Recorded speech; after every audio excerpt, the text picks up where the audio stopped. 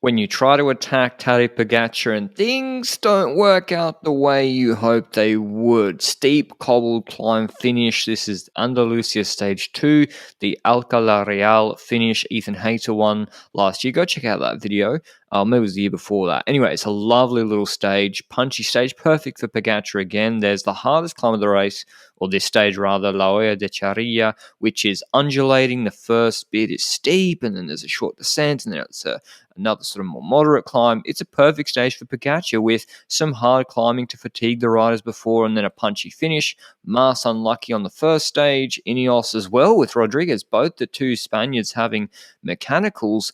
Not leading to, but Pogacar was probably going to go into the leader's jersey anyway, but he's in the leader's jersey. UAE controlling this breakaway as expected with short backs and Covey. And we got riders close on GC here, less than 2 minutes. So they got to keep it close, like Morich and Dylan Turns, who are good on this sort of parkour.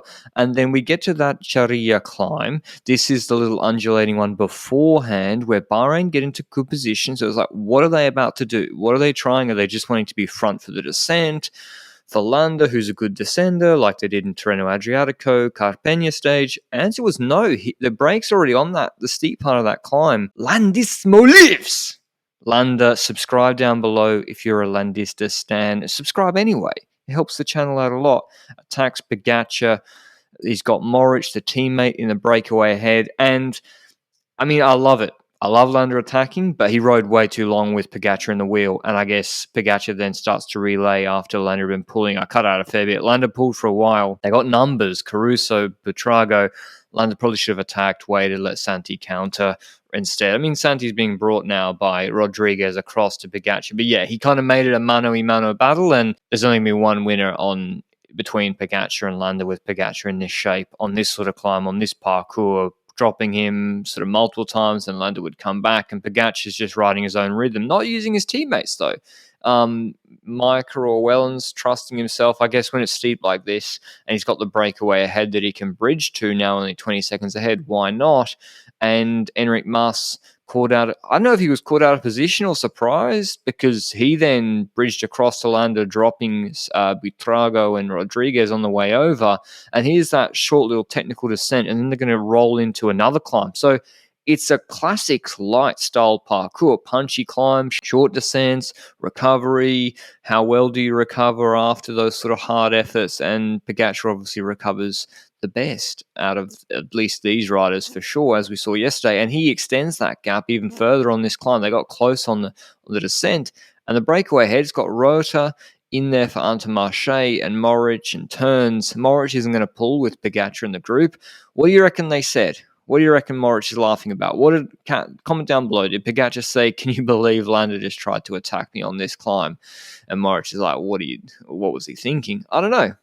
Maybe they're just having some Slovenian banter. But Trago bridging Rodriguez and Landa across that group. So Pogacar, he's not going full gas here. He's just riding his pace, making the others work. He pulls off to let the other guys, Intermarché guys, take the KOM points. Love the phone video across the chalked line for the KOM sprint. Luckily, it wasn't too close. Cycling is just the best. And then super technical descent again with Morich leading it. Looked like a little landslide there. And so the group comes back. Pogacar's not going to push on the descent or afterwards with Morich in the wheel. Morich isn't going to push. He's the best descender in that group until the group comes back, and then he attacks from it, which, I mean, Morich has been doing this for years. Last few years, he somewhat unhelpfully goes to the front and pushes it to the max on descents when his teammates want him to pace. This kind of was a good move, though, because it forced others to chase, but Enric Mas took it upon himself to do so, which, I mean, yeah, like in theory, with Gegenhardt and Caruso coming back and Micah in the group behind, Bahrain now got numbers in the group 3-on-1 before the run into Alcalá La Real, where Pog is 99% of the time going to roll their riders, except maybe Santi. So, you know, Morich trying this move works, but it only works or could work when the other riders are committed to it, and Buitrago and Landa weren't attacking. Everyone was going to roll to the finish where Pogacar was probably going to do what Pogacar is expected to do. I mean, Mas would be happy with that because he was on 8th on GC and he's going to be good on this finish. So even if he doesn't win the stage, he's going to at least move himself up on GC. and the group kind of stalled, and Pogacar wasn't put on too much pressure before the really steep 1K with cobbles to the finish. And Moritz launches at the base of the steeper section, but it's not the hard bit yet. This is a iconic finish. Like, it's the cobbles get harder and harder as they progress into the climb. They go under an archway at the end. There's no really sidewalk on the streets. People are just outside their houses, and this is the Pavé light. This is the good stuff so far. Mike has dropped. Mas, by the way, we saw this in Vuelta the last few years. We saw it in Flash last year or the year before. Mas is a really good puncher. He doesn't have the peak watts of Pogacar to kick away, but as they get onto the cobbles proper, and I don't know what gimbal they're using on this motorbike, but I cannot believe the footage is this steady. Really rough cobbles. Mas is going to the edge of the road to find the smoothest worn parts where the pedestrians have maybe walked more. Pogacar goes to the other side, and you just see, like, we saw this in Flanders last year, Koppenberg, Pogacar's seated power while Mas has to get out of the saddle is just different to these other GC guys, and it's a huge advantage, and he's able to moderate his effort, put Mas under pressure, and then before, like, the last kick, really steep under the archway, he accelerates and ends the race with 150 to go over this punch, with Mas just not able to match Pogacar's peak. I wonder what he did in the saddle there. But yeah, really impressive from Pogacar. So superior that he could just ride away from Landa on the main climb of the day. Didn't really need to use his teammates. Bridged to the break, chilled out, and did the business on Alcala La Real. But a somewhat interesting stage. Could Bahrain have got anything out of it differently if they'd played their cards in a different way? Maybe.